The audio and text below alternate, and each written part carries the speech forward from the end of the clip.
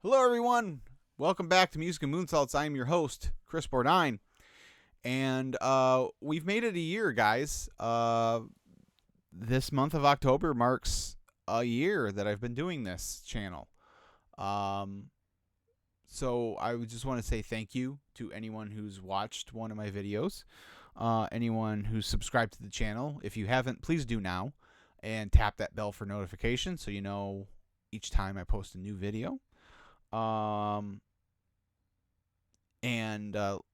a comment. Tell me how the new I kind of pushed. So full disclosure here. I didn't. I never planned on starting a podcast like this. Like it just once something I decided to do out of the blue, and I wasn't sure how long I was going to stick with it or anything like that. So I'm not using a desk per se right now. I actually have a card table set up. I have a room in our house, obviously, that's kind of like got all of my. I got my wrestling stuff behind me. I've got my Kiss stuff is on this wall here, and then you see if you can kind of see back over here. I have some other like Ghostbusters collectibles up there. I got some. There's some He-Man, big He-Man pop figures there. Eventually, I'm currently working on building a Lego Ecto 1 that I got for Father's Day this year. And so pretty soon you'll see that in the background of these videos. So I kind of push the table forward more in the room here, so there's more space behind me and stuff. Anyways, leave a comment, let me know what you think. I'm thinking I'm gonna ask for like a proper desk and stuff for Christmas, because I think I'm gonna be sticking with this for a little while. So anyways, but again, yeah, thanks to everyone. Thanks to everyone who's been a guest on this show. And just keep we're just gonna keep pushing on, keep moving, keep growing, and lots of fun times ahead. So today, for the 12th edition of the flagship show, Music and Moonsaults, we are talking about Taz and ECW. Now, I did not watch ECW when ECW was around. It was on. I couldn't even tell you in my area what channel it would have been on and what time and what day. No clue. By the time I had really got it back into wrestling in the fall of '99, I think ECWA was on the decline because there's a lot of their stars were jumping over, and B, I think that's when they had moved to TNN right around that time. And or maybe it might not have been until 2000, but either way, and we didn't have cable anyway.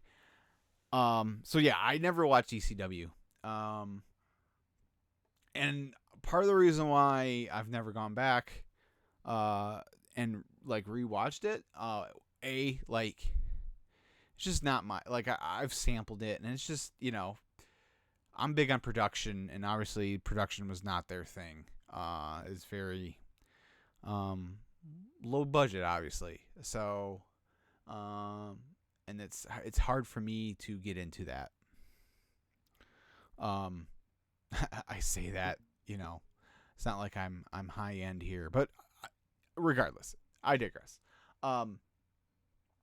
And the other reason is because, so one of the things ECW was kind of famous for was using popular music for entrance themes, not necessarily with permission.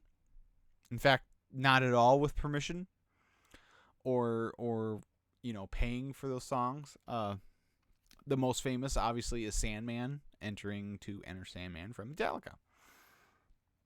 And because of that, it's all, they all replaced it on the network. And so for me, it's kind of like, I want to get the full experience.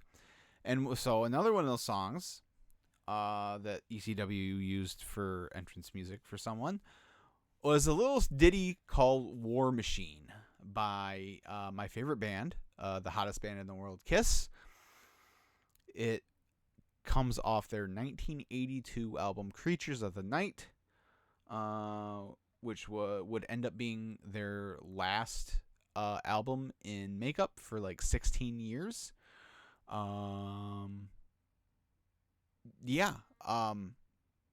Even though Ace Frehley is on the cover of the album, he doesn't play a note on the album.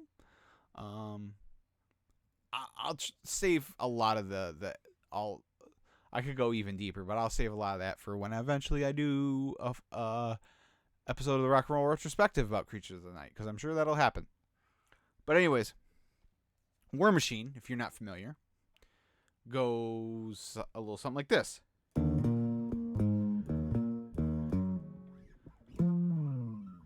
Take two.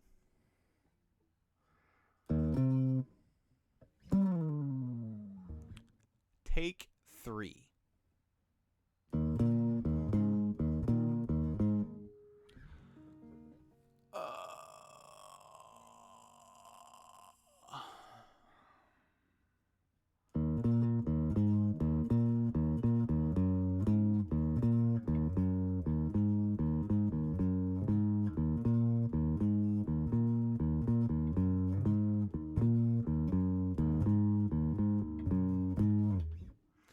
So that's the main riff. That's the riff that plays during the chorus. You better watch out, because I'm a war machine. And yeah. And then, during the verses, it's like something like that.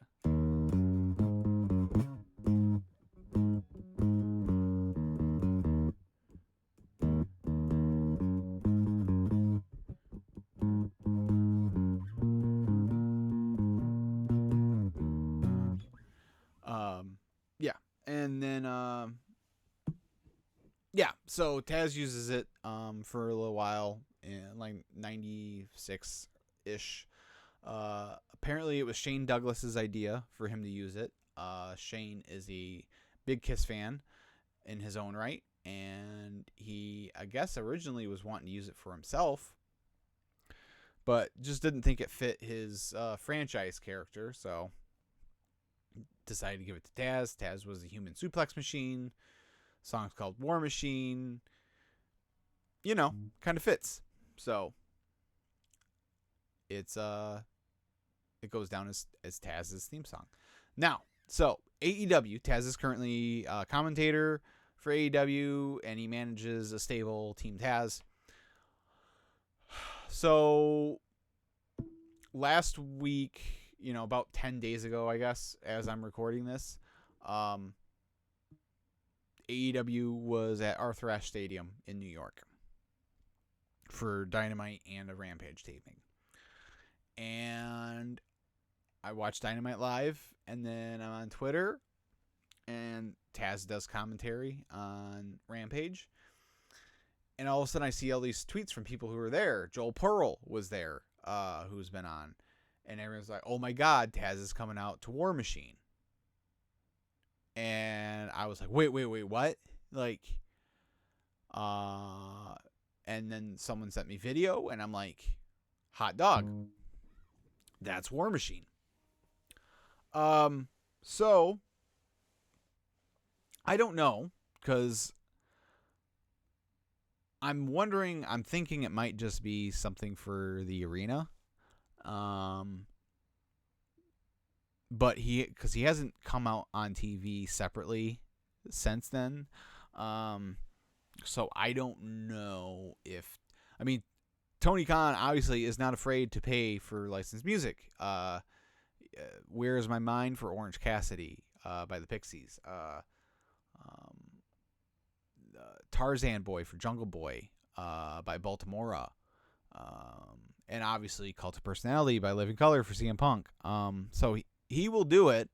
I just don't know if he's actually done it for Taz or if it's just for the live crowd in the arena. So, but if it ever comes across on TV, I will freak out, because that's awesome. But anyways, so yeah, he uses this for a while in ECW. Then they changed it. I don't know if what the deal was. I don't know if they got scared of legal action or why they ended up changing it. But he changes it to, and he changes it, but not really. Whoever they had do the new theme. There's two of them. Both of them are basically War Machine knockoffs. One of them is really a War Machine knockoff. It's even more a knockoff than there for a couple weeks. The Toxic Attraction team on NXT 2.0 was coming out to that obviously ripped off version of Sweet Dreams are made of these by the Marilyn Manson version. This is almost identical. They use the same, like it's the exact same drum pattern. Like the only thing that's different is the guitar riff is altered slightly. It's so instead of it's more like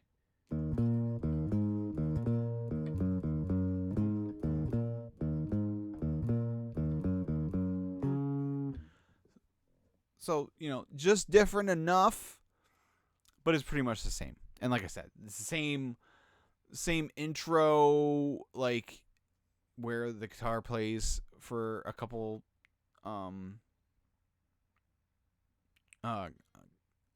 times through, and then there's like the bass and the drum with just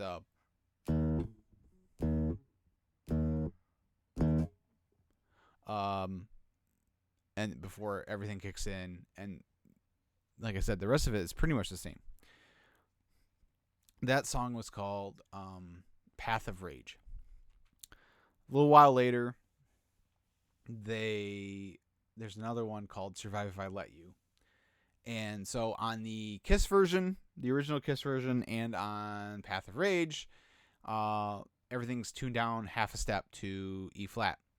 On Survive If I Let You, it's in standard tuning. The pattern is pretty much the same as Path of Rage. The only difference is that the bass comes in and plays along with the guitar before the drums kick in, and when the drums kick in, it's like halftime. Like instead of duh duh duh duh duh duh, it's like duh duh duh duh duh duh. It's like half tempo. So it really brings the song down, so it makes it a little less obvious that it's a War Machine ripoff, but it's still pretty much a War Machine ripoff. So, yeah, and then that's it. So yeah, I'm hoping here soon that Taz will need to come out and cut a promo on some fool, and when he does that, it will be War Machine that hits, and I'll freak out. So as I said, War Machine's on Creatures of the Night 1982. It is co-written by Bryan Adams, not Chronic Bryan Adams. Although, interesting enough, the Kiss Demon from WCW, played by Dale Torborg, originally it was Bryan Adams playing that role. I think it was Bryan Adams actually in makeup and costume when Kiss performed on Nitro in Las Vegas at the end of August of 99. I believe that was Bryan Adams, not Dale Torborg. And then after that, Bryan was like, Dale was a Kiss fan, Bryan wasn't. Bryan's like, I really don't want to do this. So they gave the gimmick to Dale. But so it's Cuts Like a Knife, Summer of '69 Bryan Adams, that Bryan Adams. Before he was Cuts Like a Knife, Summer of '69 Bryan Adams, he was like a starving songwriter, and he had written another song already, co-written another song for Creatures of the Night called Rock and Roll Hell. So I guess like Gene liked that song and called him back to help And I guess Gene is the one who had the guitar, the guitar riff. But he just didn't have any lyrics. So Brian took the song back to Canada and wrote it and sent it back, and Kiss recorded it. And it's been a live staple for almost as, the entire time, like almost since then. They played it all throughout the 80s on tour. When they did the reunion tour, they didn't play. They pretty much, especially on the reunion tour and the Psycho Circus tour, they pretty much stuck to songs the original 4 members played. On the farewell tour in 2000, 2001, 2002, it was more. They were a little more lenient, and they would play like "Lick It Up" and "Heaven's on Fire" and stuff like that. "I Love It Loud" would make it in the set.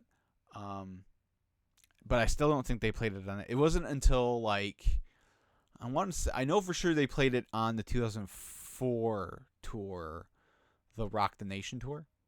I don't remember if they played it on the 2003 tour with Aerosmith.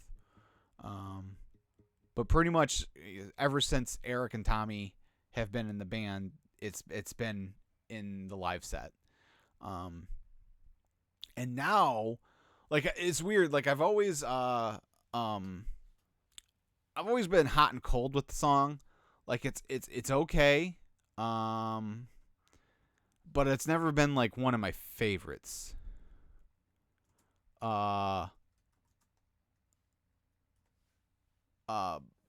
Until seeing it in the on the End of the Road tour. A couple times I've seen that tour, and I'll be seeing it again here in a couple weeks.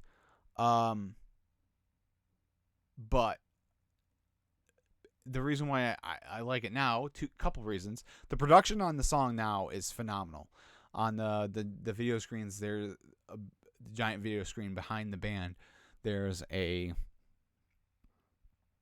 a giant mechanical dragon and an army of Kiss robots. It's just really cool. And then that's usually the song where Gene breathes fire. Now, before I get to my second reason why I like it now, I'm going to read you the lyrics to War Machine. So the first verse goes, "Wanna bite the hands that feed me, wanna bite the hand that feeds me, wanna turn the tides, set the demons free and watch them fly.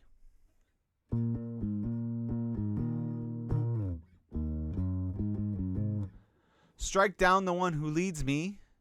I'm going to take his place. Going to vindicate the human race." And then back to the main, "You better watch out because I'm a war machine." And then the second verse is, "Take the reins of power and seize them. Draw the battle lines. Armageddon's just a matter of time." Now, here's where I'm into the song now. Up until this tour, every time I've seen them play it live, Gene always screws up the second half of the second verse. He always goes back to "strike down the one who leads me. I'm going to take his place, going to vindicate the human race" from the first verse. And it drives me crazy. There's one thing that drives me crazy when I see a band. It's like, I don't care if you use a prompter. Everyone uses a prompter now. And I think Kiss is using prompters now. I don't care. Just get the lyrics right. Like, I don't care what you got to do. Just get the lyrics right. So the second half of the second verse is actually supposed to be, "Tear down the voice of reason, let the arrows fly, your freedom's just a state of mind." And then it just repeats, "Better watch out, I'm War Machine." There's a guitar solo in there that's a little bit different. You get the idea. So, I think that's pretty much all I can say about the song. So, sorry about fudging it up there. I ended up, this is the second time I've recorded this video, full transparency, because I wasn't happy with the first one, and because I was trying to get like the knockoff riff down so I could explain it to you, and I'll put all the links in the video description. So because I was trying to do that, my brain got screwed up on how to play the actual version when it came time to redo the video. So, but it's fine. I'll leave it in, warts and all. Why not? I'm human. Yeah. So that'll do it for today. Just check out War Machine by Kiss. It's a great song. Come on. And Taz is awesome. Like I love Taz on commentary. I love Taz as a manager. Yeah. So Taz is great. Yay, Taz. Again, thanks guys. It's been a great year. Hopefully it's an equally or even better second year. I'm looking forward to it. If you could, like I said, subscribe, leave a comment, leave a thumbs up, all that. Follow me on Twitter at IbanezChris, Facebook.com/musicandmoonsaults, Anchor.fm/Christopher-Bordine5. And until next time, guys, see ya.